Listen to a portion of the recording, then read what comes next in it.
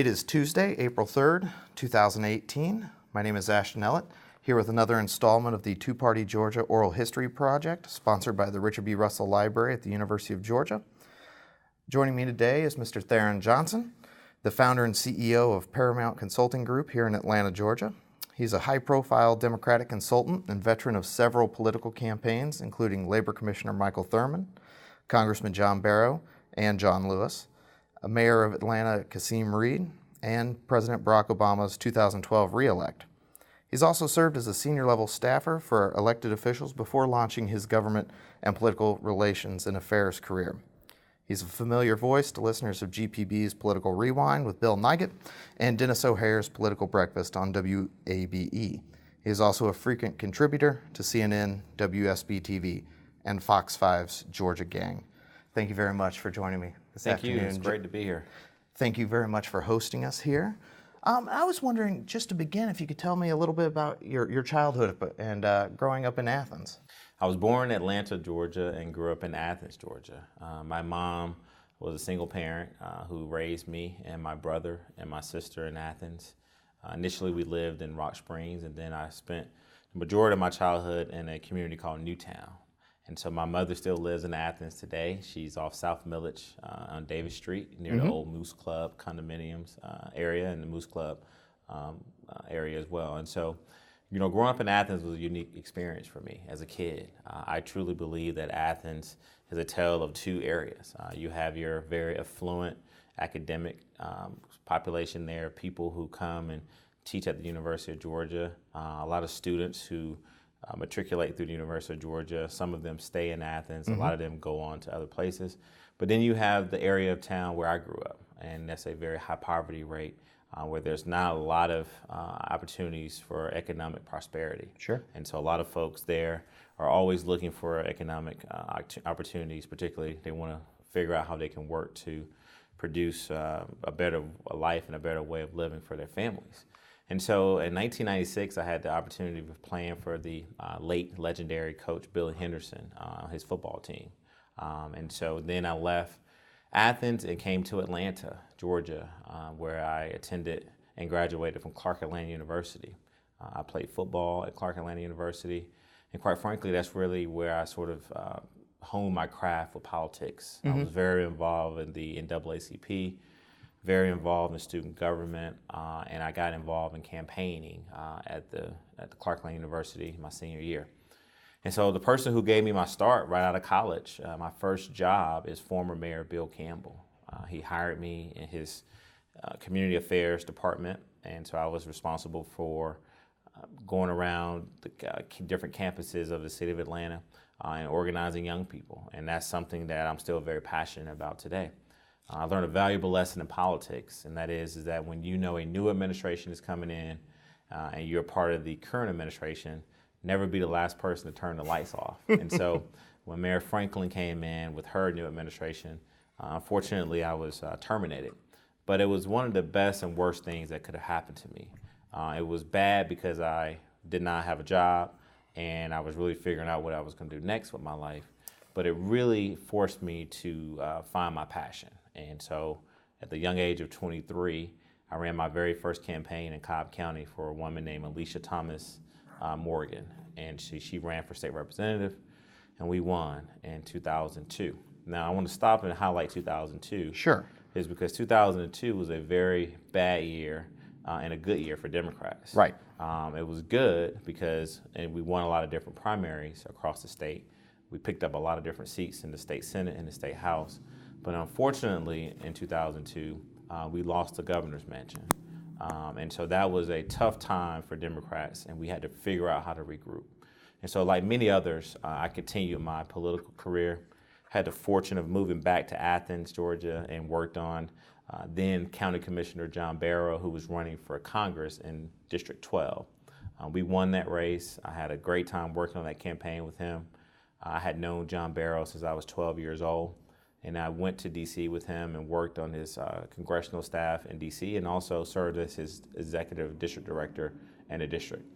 So when you were district director, you were back in Athens, I was running back in the Athens, office? running around. Okay. Still had my house in Atlanta, but Athens and Augusta and Savannah were the three Right. cities that I spent a lot of my time with. And then in 2006, they redrew the district. John Barrow was running as an incumbent and had the pleasure of working on that campaign as well.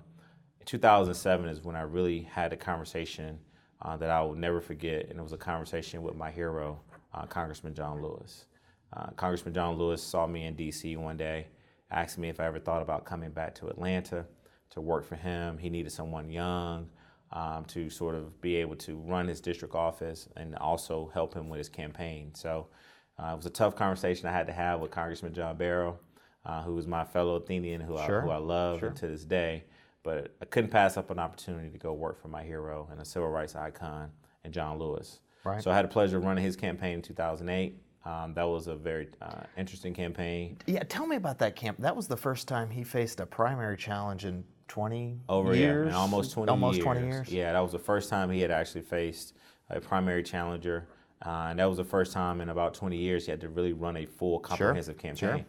And it sort of all came about because Congressman John Lewis endorsed Hillary Clinton, who was a Democratic nominee for president at that time. But his district, when the presidential primary happened in Georgia, the congressman's district went in a very big way for then U.S. Senator Barack Obama, who later became the president of the United States of America. So as a superdelegate, the congressman decided to switch his support from Secretary Hillary Clinton to U.S. Senator Barack Obama. And we had to run a campaign because some folks used that momentum that Senator Barack Obama had created in the district, and they thought that they could run against him. Well, fast forward, we won that race pretty easily. The congressman beat the two individuals who were running against him. And that's what really kind of sparked my reemergence in Atlanta, because I had worked on campaigns before in Atlanta, but then at the time, State Senator Kasim Reed was in the state Senate, and he noticed my work on the campaign for Congressman Lewis. And so in around April of 2009, State Senator Kasim Reed asked me if I would be willing to come and run his mayoral race. And so I accepted. The toughest conversation I've ever had in politics is going to tell Congressman John Lewis that at that young age of 31, I want to go run a mayoral campaign in the city of Atlanta. And I know, like many, when you win a mayor's race in the city of Atlanta, it's like winning a Super Bowl. Once you get one of those big wins, it's something that you will cherish for your entire political career. So fast forward, we win that race. I go on to serve as senior advisor for Mayor Reed in 2010. And also in 2010, I received the National Campaign Manager of the Year award, which was a very prestigious award because the person who actually got that award before me was David Plouffe, who had just run Barack Obama's campaign for president. And you were probably the youngest person to, I have to imagine you would have been. I was not only the youngest person to win the award, but I was the first African American to ever win the award. And so that really sort of kicked off a national profile for myself. Folks definitely watched the mayor's race. People paid very close attention to what was happening in Atlanta. And so I worked for Mayor Reed for 1 year. Then I had a brief stint of going out into the private sector to do some government affairs work. And then I got the call from President Barack Obama's reelection campaign to move to Chicago and ensure that he had 4 more years to serve the American people. So I packed up my bags, moved to Chicago, and I ran the southern region for President Obama. Did you work under Messina? I did. Okay. Yeah, so one of the funny stories I have about Jim Messina, who I think did a fabulous job of running the reelection campaign for President Barack Obama, is that in my role as Southern Regional Director, I was in charge of 12 states. And the 3 big states initially were Virginia, North Carolina, and Florida. These were big These were big battleground states, and Florida was number 1. I think Jim Messina did a fabulous job of running the reelection campaign for President Barack Obama. When I had the pleasure of serving as National Southern Regional Director, I had the responsibility of helping the states get resources from the campaign headquarters in Chicago. And so my 3 big battleground states were Virginia, North Carolina, and the state of Florida. And as we all know, that Florida has always played an enormous role in dictating and, quite frankly, selecting the next president of the United States of America. And so one of the things that Jim first told me when I got to the office is that 29 electoral votes were in Florida. Don't mess this up. And for those of us who know Jim, he didn't use the word mess, he used another word. Right. But I did a wonderful job. We won that race, came back to Atlanta, and that's where I really started my government relations, public policy, and lobbying career. So I joined a firm formerly known as McKenna, Long and Aldrich. Very famous. Very prestigious firm. Worked with so many great Democrats and Republicans at that firm. That firm now is called Denton's. And then I moved to Greenberg Traurig with two other individuals. We went over and we started a practice, in government affairs practice within the firm. And then in 2017, in May of 2017, I launched Paramount Consulting Group. And so what I did is that I took all of this wealth of knowledge, all of this experience in campaigning, government work in the public sector, and also making sure that I had a keen understanding of policy. And I basically folded all that up into running Paramount Consulting Group. And so I have the pleasure of serving as founder and CEO of that organization today. Tell me, what's a normal day? Is there a normal day in the public affairs business? Is there something that you expect to happen when you get into the office at 8:30, 9 o'clock? Or is this like it is on television where you never know what's going to happen? You might have to deal with a ransomware attack at City Hall or something like. What is a normal day like at Paramount? Every day at Paramount Consulting Group is nothing but organized chaos. And I say that because in anything that you do that requires a tremendous amount of leadership and a tremendous amount of flexibility, it sometimes can be very chaotic. But we believe that the firm that's the best organized for its clients and the best team will basically be able to find the long-term solutions for some of the short-term problems that we're presented with. But a lot of my days start at 5:30 in the morning. I try to get a workout in. I try to read anywhere between 5 to 7 newspapers, mostly online. And so by 7:30, 8 o'clock, I'm at some breakfast, either meeting with a current client, doing business development with a potential client, or I'm going to some type of breakfast event where I can continue to build my image, continue to rebrand myself every single day. And then you get into just a set schedules of conference calls and meetings. Usually lunch is definitely with someone who you're currently representing or someone who you want to develop a better relationship with.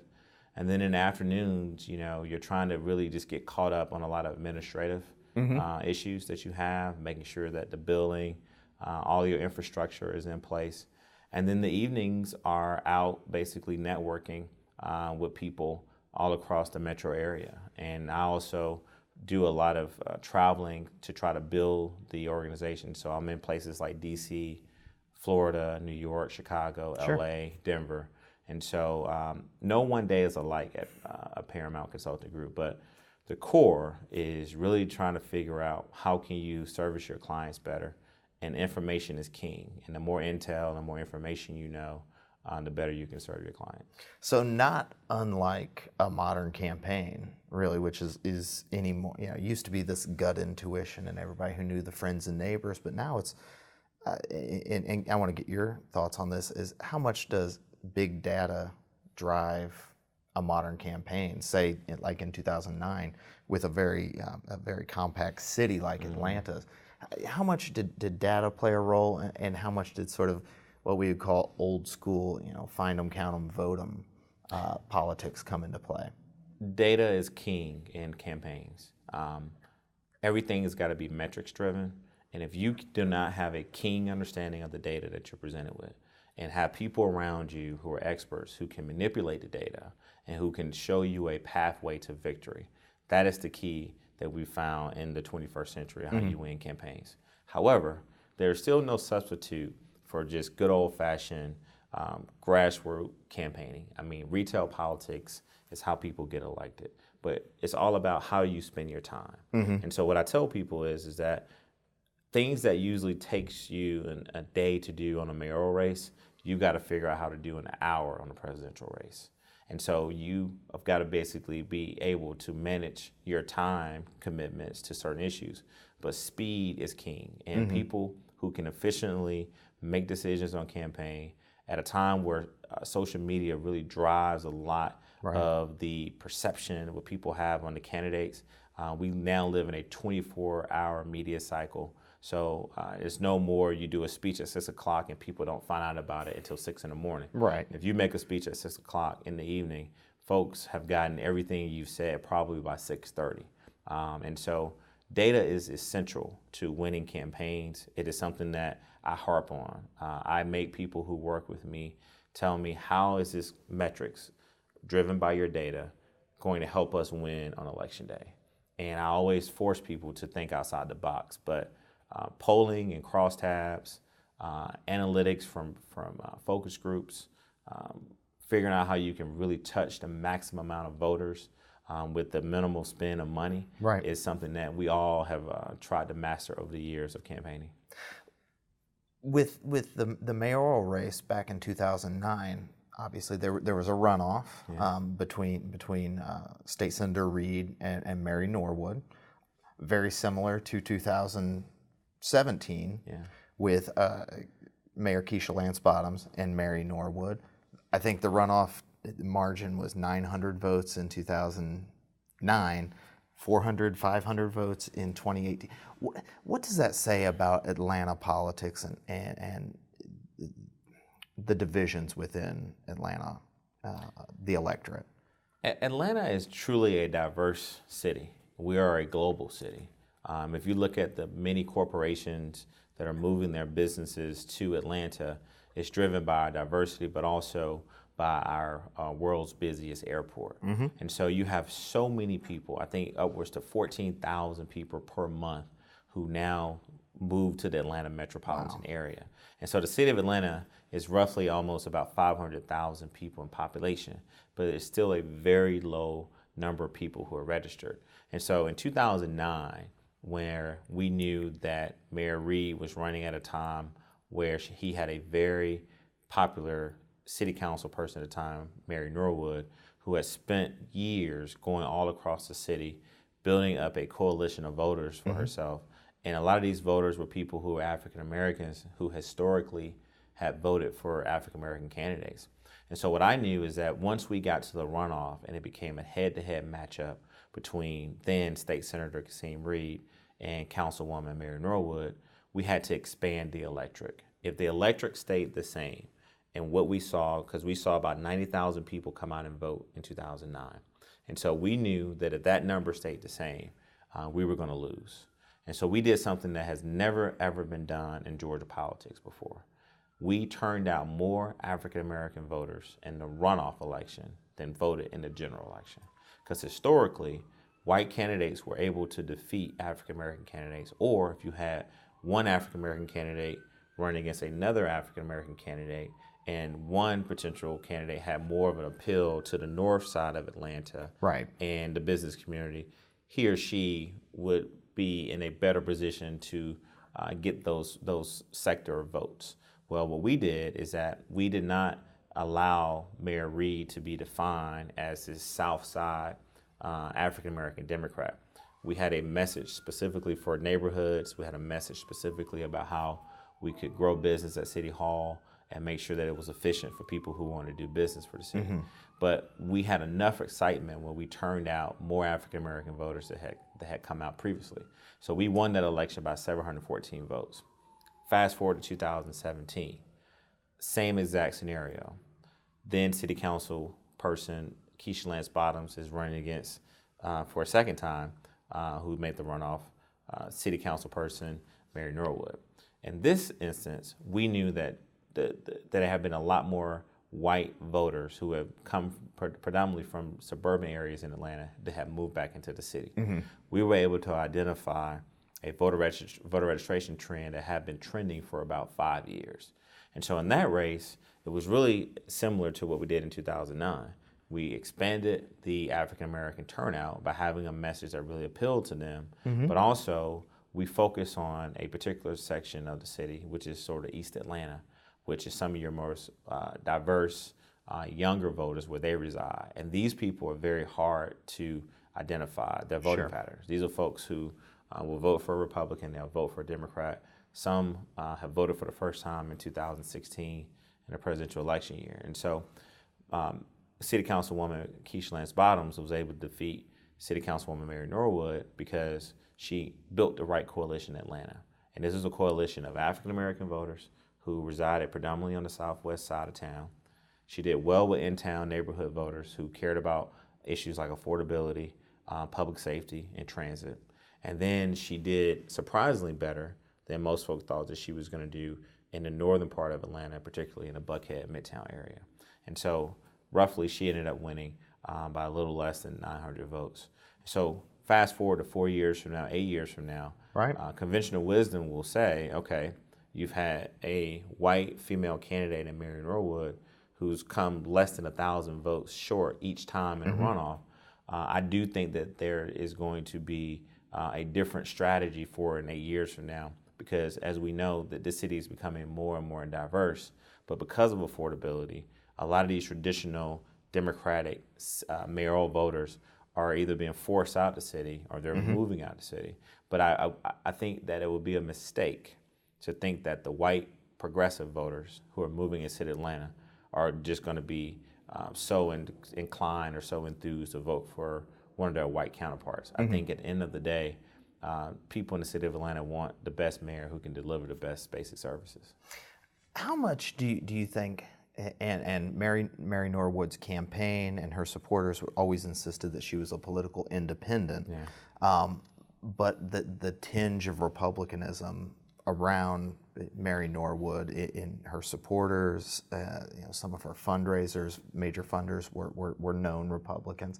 How much do you think that helped maybe in the Buckhead, North Side area, or how much did that hurt in terms of being able to be tagged, maybe not officially out of Mayor Bottoms or Mayor Reed's mouth, but the fact that sort of tinge was there, the sort of, even though these are nonpartisan races, in quotes, but what do you think about that? Well, Mary Norwood had a very tough decision to make in 2009. You got to think about it. State Senator Kasim Reed was running for mayor of Atlanta after the United States of America had voted for its first African-American president. So she, in the runoff, was asked a question that she could not answer. And the question was, did you vote for Barack Obama for president? And she stumbled on the question. And that was a very unpopular position for her to be in at the time because unlike President Trump, President Barack Obama in his first year had enormous amount of high ratings for his presidency. Fast forward to 2017, she had another problem. She was running in a Democratic city that has had for 43 years Democratic mayors. And when asked the question, do you support Donald Trump and will you denounce some of his unhinged, divisive behavior and some of his comments that he made, she stumbled. She fumbled the ball. She would not denounce Trump. And so even though she tried to be more independent in the 8 years after she lost against Mayor Reed, leading up to her second loss with Mayor Bottoms, she did an enormous amount of work to try to really promote her independence. She even said that she voted for Hillary Clinton. She spent an enormous amount of time in Democratic circles in those 8 years. But fundamentally, I think that she could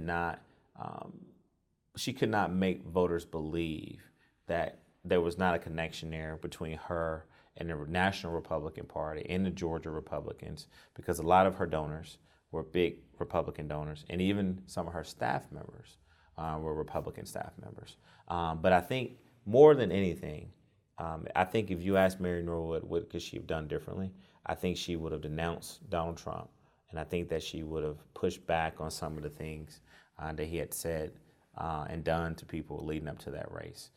Because we know that Atlanta is a Democratic city. It's a predominantly African-American city, and it's a city that is made up of a lot of different progressive groups. And so she could never really make us believe that, one, she was an independent voter, and two, if she became mayor, she would be an independent mayor for all of us. What level of interaction, if any, did your campaign with either with Kasim Reed or with Keisha Lance Bottoms have with the state Democratic Party? Back in 2009, I guess this would have been Jane Kidd would have been chairperson, and then with DuBose Porter last year. Was there any level of interaction with the state party because of those connotations of Republican versus Democrat, or closet Republican versus Democrat? Yeah, I think in 2009, I was a campaign manager for Kasim Reed, so there was really no coordination between myself and the campaign in the Democratic Party of Georgia, largely because the Democratic Party of Georgia made a fundamental decision on their own that they wanted to support the person who they thought was the Democrat in the race and that they thought would be the best person to be mayor. Fast forward to 2017, I think I was not in an official role in the Bottoms campaign, but I was supportive of her and wanted to make sure that she became mayor. I think the same thing happened. The Democratic Party of Georgia made a decision that they wanted to elect the Democrat in the race and the person that they thought would serve best as mayor. So they made an independent, fundamental decision to get involved in the campaign. And I think that they had a role to play. I think that they really brought out why they supported Keisha Lance Bottoms, and then they clearly articulated some of their issues with Mary Norwood. One of the many issues that they had was that she was a Republican, but I think they went beyond that and just really talked about the democratic principles that Keisha Lance Bottoms and Mayor Reed had displayed over their time of service. Speaking of the parties, there was discussion, and that you sort of mulled over running for state party chairman, either following Mike Burlon, I think, stepping down. Tell me about, I want to get your assessment of the state party apparatus, the state of the Democratic Party in Georgia, in terms of its infrastructure, its fundraising abilities, its ability to help candidates and campaigns. And of course, this is a historically weak party in the state, because in a one-party state, you didn't really need a major party organization as opposed to the Republicans. So tell me how you've viewed the evolution, the rise and fall, so to speak, of the Democratic Party of Georgia. Well, pretty much in the 80s and the 90s, we as Democrats had decades of a governor who occupied that position, and that governor was a Democrat. And so historically what we saw leading up to 2002 is that the governor would appoint his person to run the party. And then the governor was the person who was in charge of raising the funding that you needed to not only support the governor's race, but support the entire Democratic ticket amongst constitutional officers who were running. And then also the governor and the executive director of the Democratic Party will put together a coordinated campaign to make sure that there was a coordinated message. And so fast forward to 2002, after for the 60s, 70s, 80s, and 90s, having a governor who did all the fundraising, who was the leader of the party, we didn't have a leader. And so we became a party that had to figure out how to protect the constitutional officers that we had, because a lot of people forget this. Roy Barnes lost, but we still had Lieutenant Governor, Attorney General, Secretary of State, you name it, all the way down the ticket. Labor Commissioner Michael Thurman, Tommy Irvin, who was the longest serving, and Agriculture Commissioner. And so while we lost the governor's race, we still control a great majority of the constitutional officers. And even though during that 2002 year, we lost seats in the House and the Senate. And so I think what we had to figure out in the Democratic Party pretty quickly, when we had a well-funded incumbent who had upwards of $20 million plus, we didn't think that he was going to lose. And so fast forward, we now have to figure out, okay, how do we protect the positions that we currently occupy? But I don't think ever did a really full autopsy of what really happened. Who were the constituency groups? Who are the people throughout the state that really decided that Governor Perdue was a better choice than Governor Roy Barnes in 2002? And there was a sentiment that we wanted to keep a lot of folks that have been in charge for so many decades, even though they lost, keep them in charge in the path going forward. And so I think let's get to where we are now. We have not been consistently winning in this state until recently. Now, we've had some bright spots. In 2016, we were able to pick up some House seats. We know we have not been able to deliver Georgia for a presidential candidate. We've had some good candidates who have run for statewide office, but we just haven't been able to win any of them. And so I think as we now go into this new year in 2018, where we have a very unpopular president, we have a Republican leadership here that have had some good sessions, but there's still some good races to run and win. I think that we've got to have a very tough conversation about who's the best person with the best message to leave our party, because the fundamental core responsibilities of a chairman of this party and the fundamental core responsibilities of the party is to raise money, to support the Democratic candidates, to recruit candidates, and ultimately provide the apparatus and the resources to get these folks elected. And I would say that I think that we have maybe done maybe 1 out of 3, sometimes 2 out of 3, but we haven't been able to put together a 3 out of 3 strategy that encompasses fundraising, candidate recruitment, and providing these folks with an infrastructure that they can inherit once they become a nominee to ultimately go out and get elected. You mentioned, some of the bright spots. 2017, setting aside the mayoral race, Democrats picked up Hunter Hill's state Senate seat up in Buckhead, Smyrna, West Cobb, or East Cobb, excuse me, and then over in our neck of the woods, Athens. Yeah, had 2 big wins. A couple districts that were drawn in that 2011 redistricting process, sort of carved up Clark County. What do you attribute those victories to? Were those purely a backlash, or is there something else going on that have enabled Democrats to pick up what were supposed to be, if not safe Republican seats, then strongly leaning Republican seats?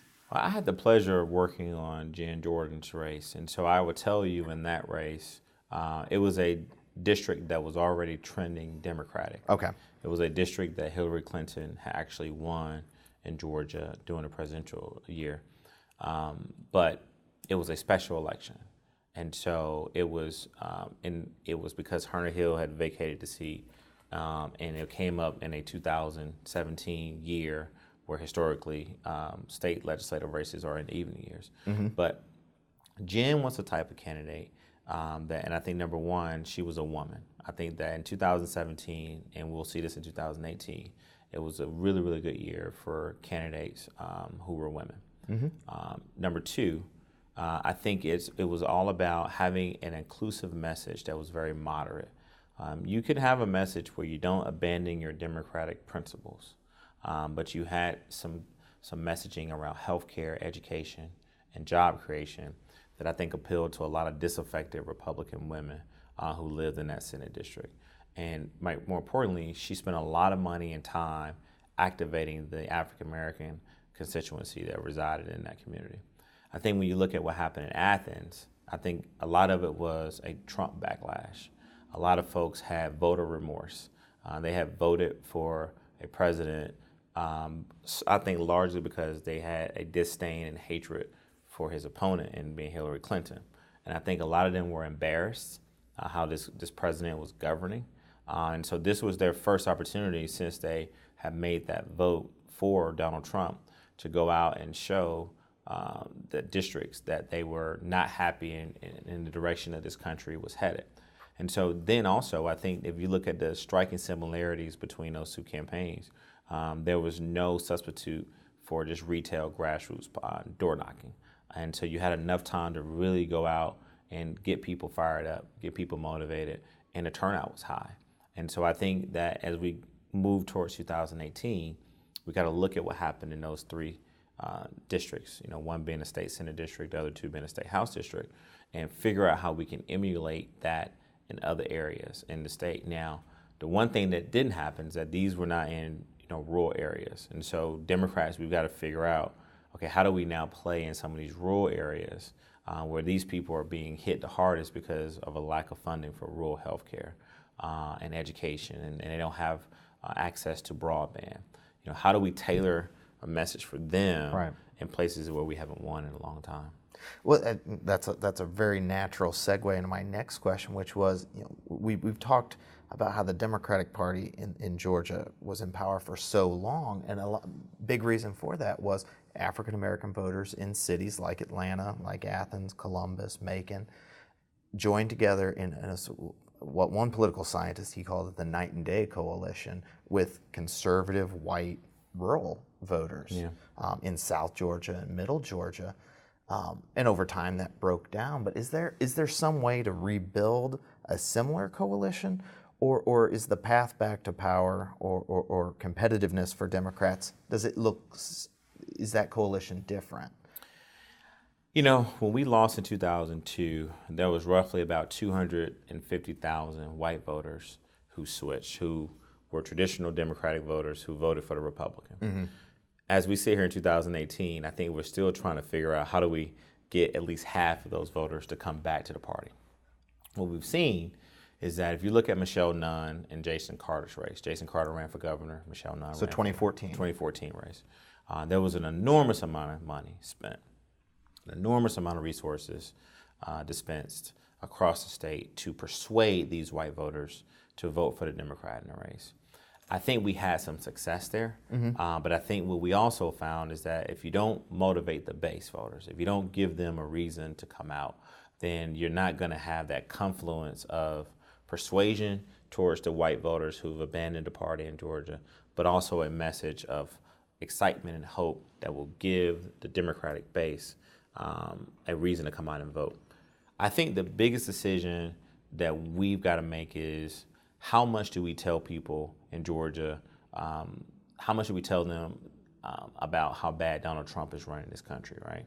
But more importantly, how much time and resources do we spend on telling people what we're for? I think a lot of folks in Georgia have their own personal views about the direction of this country. But we've got to figure out how do we localize these national issues to make people feel like they know how they are affecting them here in Georgia. And so when we talk about healthcare, we can't talk about it on a national level. We got to talk about it on a state and local level. When we talk about giving our children a first-rate education, we've got to really talk about local control and making sure that teachers have all the resources that they need. And that while we have funding now for K through 12 education, it's not enough. We need more because we know that education is the key to a prosperity, a way of living. And then I think the third thing is that, we look at transit, we look at transportation. We got to have some very uncomfortable conversation about where that transit is expanding to, and condition the minds of some people who live in these areas in the metro cities to let them know that it's okay to expand transit to your area. You're not going to have this influx of crime and sprawl. And so I think in 2018, we've got to make the Republicans defend the Republicans in Washington and how they're misleading this country and how they're governing in a bad way. But we've got to spend more time telling the voters what we're for, making the issues that are national issues and state issues, but figuring out how we can bring a level of humanization to them where voters can understand. We've mentioned rural voters, and you mentioned some of those key issues for rural voters, health care without the Medicaid expansion that some states did, rural broadband, school funding, for example. So you've got those rural voters, and then the other voters that you talked about, which were so critical to Jen Jordan's election, and so critical to Hillary Clinton carrying Cobb County and Gwinnett, which are suburban, college-educated, white women who are probably those Republican-leaning independents that, and also with John Ossoff too, in the 6th. So maybe this is asking for free advice for you to broadcast to everybody, but how can you target a message to those very disparate sets of voters? I think you gotta center it around three issues. And if you look at the Democratic pickups that we've had across the country, particularly Connor Lamb's district up in Pennsylvania, is that he had a message that appealed to these disaffected, college-educated, white suburban women voters, and it was around health care. Right. I think if you talk about how you want to work in Congress or work with your state government or what local actions you can take to make sure that people have a pathway to affordable health care, not just in Atlanta or for those who can afford it, but for all Georgians. I think that's the key. And I think a lot of them are in positions where they don't have to have that conversation with their family or their loved one to make a tough decision when something tragic happens to their family. But a lot of them have been there before. A lot of them know that if it was not for their parents having a job that had a good health care plan, that a lot of them wouldn't have been able to get it. And then the thing is also is not being afraid to talk about the successes of the Affordable Care Act, but admitting that it wasn't a perfect long-term plan, but it was definitely something that benefited tens of millions of people. I think the second issue we've got to talk to a lot of these voters about is the issue of education. I think no matter who you are, you care about public education because not every parent has a choice to send their kids to a different school. There are some parents that are just forced to live in an area and that child has to go to a school. We got to have a robust conversation about charter and make sure that we don't shy away from the good work that the charter schools are doing.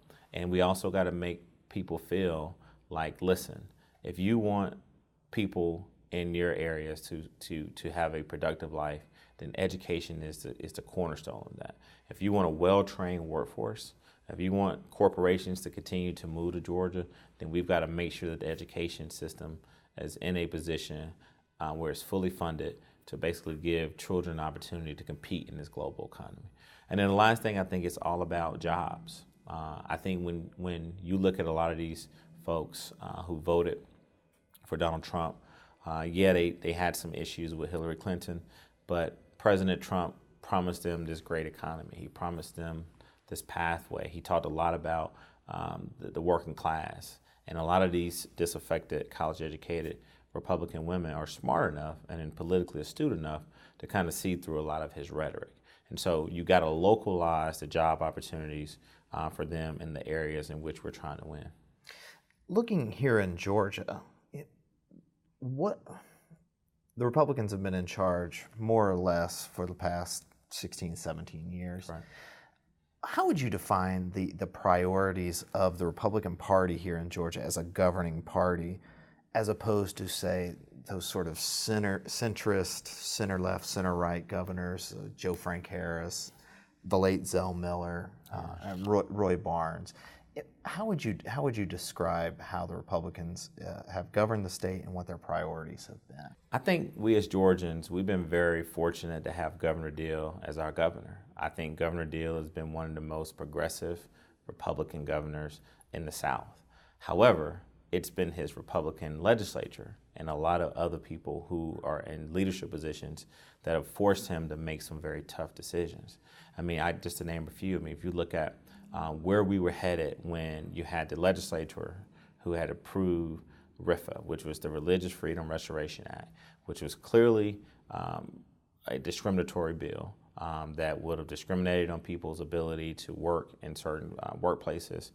It was not something that Georgia wanted to have hanging over its head because we were promoting ourselves as the #1 place to do business. And we had just saw what happened to Indiana and North Carolina. The second thing that Governor Deal was put in a very tough position is really figuring out how we can reduce the level of discriminatory bills at a time when we're trying to recruit global businesses here like Amazon, and at a time when we knew that Facebook was going to open up one of their offices here. And so we were having conversations that were very uncomfortable about English-only ballots, and we were talking about how do we deal with, in a passionate way, with illegal immigration in Georgia and not emulating what we saw some of the folks were doing out in Arizona. And so we were also having a very uncomfortable conversation about adoption, where the conversation should have been centered around people finding a loving home for many children that are just stuck in a lot of these adoption agencies at a time where our adoption programs had not been reformed in over 30 years. And we were able to strike language from this bill that would allow adoption agencies to, quite frankly, discriminate on same-sex couples who wanted to provide a loving home for these children. And so I think that Republicans in election years, they always go as far as they can to the right to give their members an opportunity to go back to some of their conservative districts to run in a Republican primary. But they also have been very careful when it comes to the issues that can directly, in a negative way, impact us in our ability to do business. They've kind of shied away from, or the governor has vetoed it. When you look at some of the things that is happening around voter ID and purging people from the list, when we look at this conversation of whether or not we can trust the voting machines, do we need a paper ballot? And so I think that Republicans have punted some issues in non-election years and also have not wanted to talk about them in election years. But I think ultimately Democrats have learned how to be a minority party. We've learned how to make sure that when we talk about transportation and how the state of Georgia wants to now provide funding towards expansion and transit, we make sure that it's equitable. We make sure that there's some minority participation included in there, and we want to make sure that we don't take away local control from different municipalities across the region. And I know you're a Democratic consultant, but I keep asking you questions about Republicans. What do you think the greatest danger to the Republican Party's majority status in this state is? I think that they do not have a message for people who don't look like many of the white men for so many years that have been their core supporter. If you go to a Republican convention in Georgia, 90% of the people that are going to be in attendance, almost 100% of the people who are in leadership position are old white men. And we know that Georgia, and particularly in the metro area, is becoming browner and browner and browner every single day. And so they have a lot of rhetoric, how they want to appeal to those folks, but it doesn't, they don't back it up with their policy. And so I think that the biggest problem the Republicans have right now in this state is how do you appeal to a changing demographic of younger people who are moving to this state? How do you appeal to an immigration community when you constantly demonize and criminalize the illegal immigrants, but not making the clear distinction between an immigrant who wants a true pathway to citizenship versus an illegal immigrant who's come here, who's not trying to have a pathway to citizenship? And I want to be clear. If an illegal immigrant has come to this country with the intent to harm Americans, more importantly, to harm Georgians, then we need to find them, get them out of here, send them back to their countries. And if they want to come back to America to pursue the American dream, then they need to do it the right way. But I don't believe that immigrants who have come to this country, because we all are immigrants, we are a country full of immigrants, and I don't think the children, i.e. the dreamers, should be penalized and should be forced to have a choice of whether they want to live in this country or not, because they did not have that choice to make where they were going to be born in, but the way we treat them and how we can't find more federal funding for them. I think that's a big problem with the Republican Party. And then the last thing is that they don't have a message that a lot of younger people agree with. I mean, Democrats, we're stronger when we start talking about the environment. We're stronger when we talk about issues around transit. And we're stronger about when we talk about issues about technology and how we want to utilize it to grow our economy. And so they have a problem really appealing to this growing demographic of people. And then lastly, gun control. If you see what's happening in our country with the march that we witnessed a few weeks ago, and all the marches that are coming up all across the country, because you have people who are either mentally ill or have hatred in their heart, who are illegally purchasing guns in this country and are going into schools and killing children, killing students. That's a movement that I think that the Republicans are definitely on the wrong side of right now. We truly need full comprehensive gun control in this country. On the Democratic side, what are the biggest stumbling blocks to that pathway back to power here in Georgia? What is it that maybe divides Democrats and might present a challenge as the party tries to get back into that majority status? I think we got to really crystallize our message. We've got to have about 3 to 5 issues, and we've got to stick with them. And we got to localize them, and we got to basically tell people what we're for. And so I think that's the first challenge we have. The second challenge we have is that we've got to change the faces of the Democratic Party. It cannot be like the Republican Party of people are just old white men. The demographics are changing. Women are an integral part of our party, particularly African American women. I mean, if you look at the white progressives, particularly younger, who are involved in our party, I mean, we've got to change the face. And I think the third thing we've got to do is that we've got to make sure that we recruit candidates who can not abandon their principles on the left, but have the qualifications to appeal to some of these moderates and independent voters in our state. And so I think that the timing is now. This blue wave has hit Georgia, and we've just got to make a decision on how high we want to ride it and how long we want to stay in a position of really making sure that we're working towards getting a Democratic majority again in the state. Taking a look back at 2016, do you think there will be a long-term lasting impact of Donald Trump's presidency on Republicans in Georgia? Or do you think Republicans here in the state have or can, or if they want to, insulate themselves from the White House? Is that something that you're seeing? Or do you think that that's going to be something that trickles down the ballot in sort of a follow the leader kind of mentality? Well, the election of Donald Trump changed the history of politics in our country forever.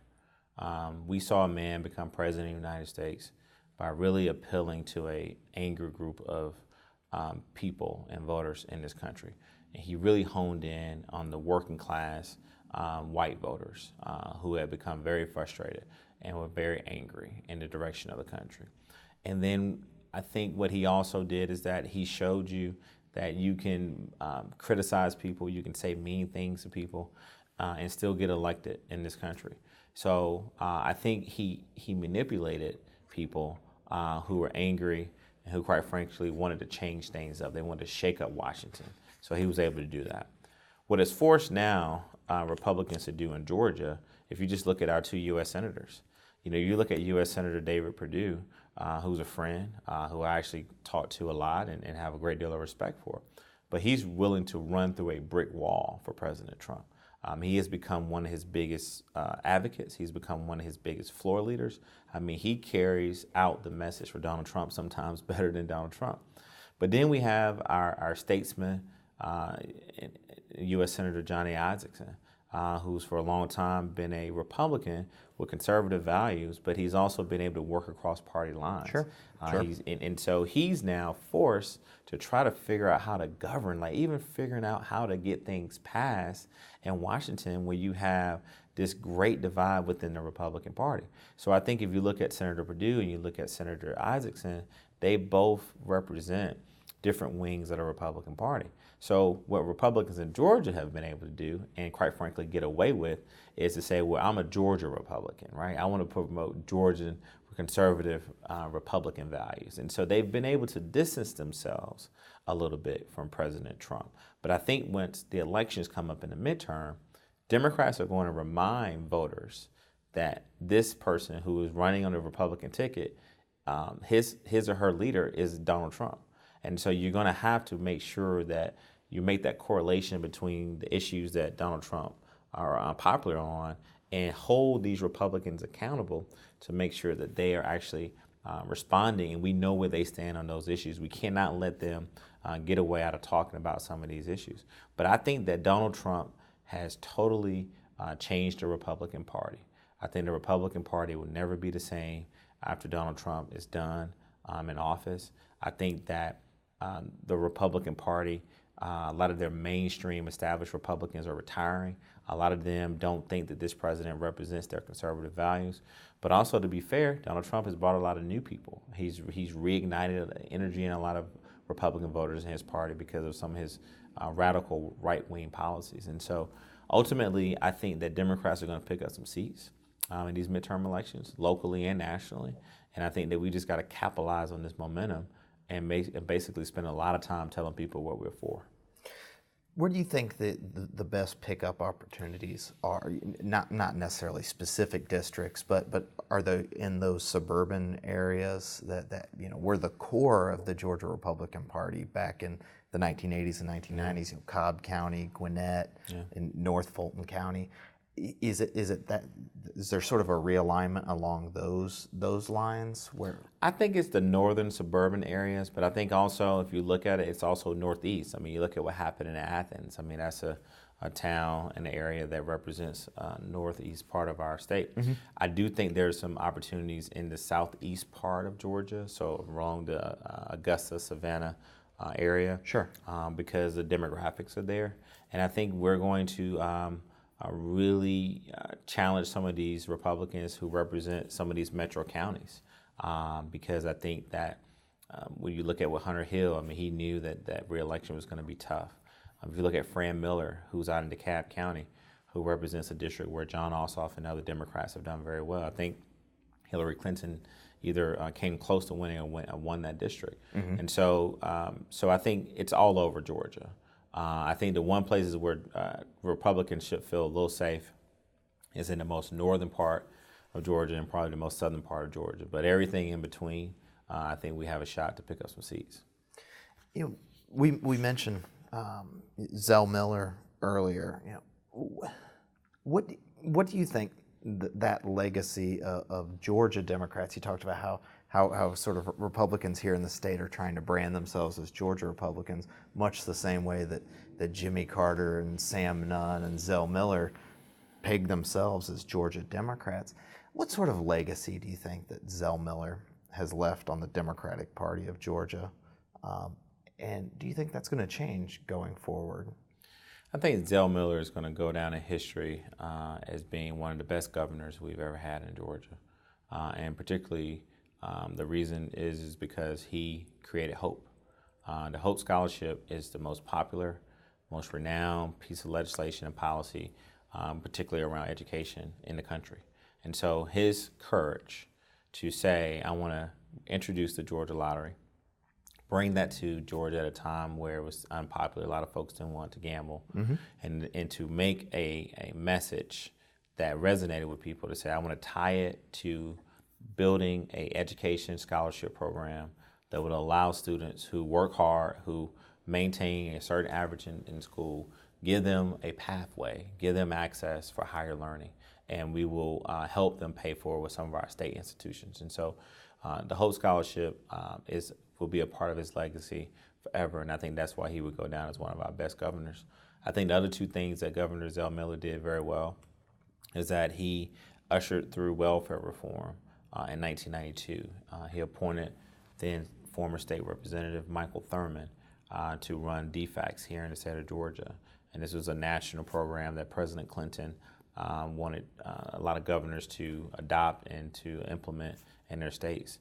And another thing that Zell Miller doesn't get a lot of credit for is that he appointed the first woman, and more importantly, the first African-American woman to our Supreme Court bench. And that person is Leah Ward Sears.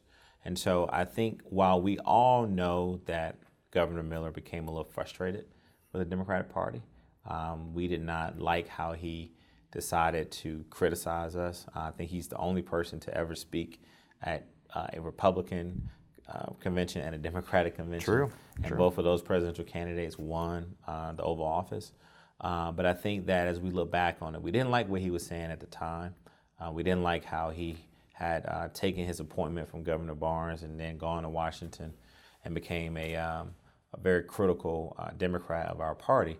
But I think as we look back at it, Governor Miller was saying something that Donald Trump capitalized on, and that I think that Governor Miller saw that a lot of the working class white Americans were starting to feel like the Democratic Party didn't represent them anymore. I think a lot of us probably didn't like his tactics and how he did it.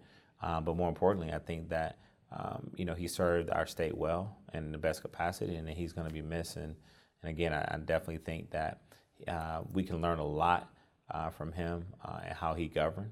But one of the things that all the former presidents said about Governor Miller was that he was always open for compromise, and you could work with him. And I think that's going to be a big part of his legacy as well. We're coming up on 2018, another election year, as we've talked about. And the biggest one here in Georgia is going to be for the race for governor. Now, are you involved on either of the Stacey's campaigns? Nope, I'm not officially involved in any other Stacey's campaign. Okay, so you've got, on the one hand, Stacey Abrams, former minority leader, and then on the other, her former colleague in the House, Stacey Evans, who is really trying to embrace that sort of Zell Miller Hope Scholarship. She a Hope Scholarship recipient. It's front and center in the campaign. Talk about that race for a little bit, and sort of within the context of those dynamics that we're talking about, of the different appeals to certain voter groups, and sort of how those candidates talk to their base as well. We're very fortunate to have two outstanding women running for governor. I'll just start with Minority Leader Stacey Abrams. While she was leader of the House, she got a lot of things done. She became the first African-American woman to serve as a minority leader in the House. And so I think if you look at her campaign, she is saying, hey, I'm going to be very progressive. I'm going to talk about issues that probably make a lot of moderates and conservatives uncomfortable. But she also talks about her skin color. She talks about her gender. And she's even gone so far to say that she totally realizes that she, if elected, would be the first African-American governor in the United States of America. And so she is really pushing the envelope with a lot of issues that a lot of progressives and a lot of liberals in this state align themselves with. And I think what former Minority Leader Abrams has figured out is that you have roughly about 500,000 registered African-American voters who just don't turn out in gubernatorial election years. And so I think she's using a lot of her money and a lot of her resources to try to motivate these folks to come out in a non-presidential election year. I think what you see with former House Caucus Chair Stacey Evans and former State Representative Stacey Evans is that she's running a traditional Democratic campaign in Georgia, which consists of bringing together different groups of people, building a true coalition that looks like Georgia.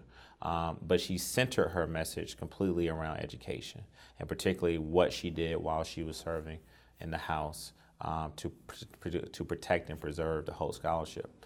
I think the challenge for both of these women is, how do you come out of the Democratic primary where you're going to spend millions and millions of dollars running against one another, is to now be able to go up against a well-financed Republican, no matter who that person will be. And then how do you take your experience and the issues that you've got people motivated to vote for you in the primary, and then how do you now pivot and go to a middle group of voters who are mostly independents, and to get them to come back to the party. But I think no matter who wins, I think we'll have a great candidate on our side to ticket. I think that we're very fortunate to have a woman, and I think that we'll be in good shape. On the Republican side, the conventional wisdom is that Casey Cagle, Lieutenant Governor Casey Cagle, is probably going to lead the pack coming out of that. I think it's six people, like six competitive individuals, and that the real race is that race for the number 2 slot. Is that your sense of the race, or do you get a sense that perhaps Casey Cagle's a weak front runner, sort of in the John Oxendine model from 2010? I definitely don't think Lieutenant Governor Casey Cagle is weak at all. I think that he has made a lot of good inroads across the state of Georgia for a very long time. And if you just look at what he was able to do this past session, particularly around making sure that the Senate got things done, he's going to be well financed. I think the Oxendine comparison is fair because we remember John Oxendine was a person who was insurance commissioner who actually was the front runner, and he made some mistakes along the way, and he ended up not being the Republican nominee. I think that the biggest challenge for Republicans in the gubernatorial race is how do you now fire up a base that is driven by unhinged behavior from Donald Trump? How do you distance yourself, but also find alignment with these voters? Because if you totally align yourself with them, then how do you now appeal to some of these independent voters? I mean, you have a guy Senator Mike Williams, who's running the race, who's a big Trump supporter. I think was one of the first supporters for Donald Trump during the presidential election year, and who articulates a lot of some of the divisive language that we hear from this president. And then you got a guy like Brian Kemp, who served in the legislature, who comes from Athens, who's been a good Secretary of State, who's been able to build up a statewide base because he has offices all across the state. Right. And then you have Hunter Hill, who's a young, refreshing new candidate, and then you got this guy Clay Tippins, who's kind of an outsider. I mean, very David Perdue-like when he ran for U.S. Senate. And so I think that the Republicans are going to have a very, very intense conversation on their side. And I think Trump and his policies and how do you deal with Donald Trump, and what are you going to do in Georgia to reach out to this growing, diverse demographic? I think that's going to be some of the things that are going to come up in their primary. As far as lieutenant governor's race, that's going to be interesting as well. We have 2 women on the lieutenant governor side who are running, and then you got, I think, upwards of 4 men on the Republican side who are running, and I think that we'll be fortunate to have 2 women at the top of the ticket. Right. Do you think, looking at, you have a term-limited governor in Nathan Deal, do you think there's going to be an effort to sort of grab the legacy of Nathan Deal as sort of, as you mentioned, sort of this really, we'll call it progressive, but a sort of growth-oriented, business-minded, no-nonsense Republican, and sort of carry forward that legacy? Or do you think it's going to be a primary election determined by something else, or those national level issues that you're talking about? I think it's going to be both. I think a lot of these candidates on the Republican side are going to have to clearly state their positions on some of the policy wins that the governor has put forward. They're going to have to talk about where you are on transit, and if elected, how you continue the governor's mission to expand it. How are you going to continue Governor Deal's stellar record around criminal justice reform? How are you going to enhance health care in rural areas for people who need it the most? The governor's put money towards K through 12 education, but how are you going to continue to make sure that our education systems and the teachers are being paid the way that they should be paid? And so I think there's going to be a lot of issues that they're going to have to really talk about if elected, how would they continue or discontinue with Governor Deal. I truly believe that Donald Trump, at a time where we know every morning when he wakes up, he can send out a tweet and totally change the national narrative. A lot of them are going to spend their times talking about their issues that they want to promote, but also they're going to have to respond to some of the things that are going on at a national level, particularly what President Trump is saying. Well, we're definitely going to have to get together and do a post-mortem of this election after this conversation. But what's next for Tharon Johnson? Wrapping up. I just want to live a very healthy life. I want to grow this firm to be one of the premier firms, not only in Georgia but in the country. And I just hope that next time the Georgia Bulldogs get in a national championship, that we can pull out a win. We play effective cover 2 defense. Yeah, we do. Can't leave those deep thirds open. Can't. Well, thank you very much, Tharon Johnson, for on behalf of the Richard B. Russell Library at the University of Georgia. Come over and see us sometime. Get back to the old stomping grounds. Absolutely, man. I love Athens. I'm over there a lot, so I'll definitely drop by soon. Good deal. Thank you very much, sir.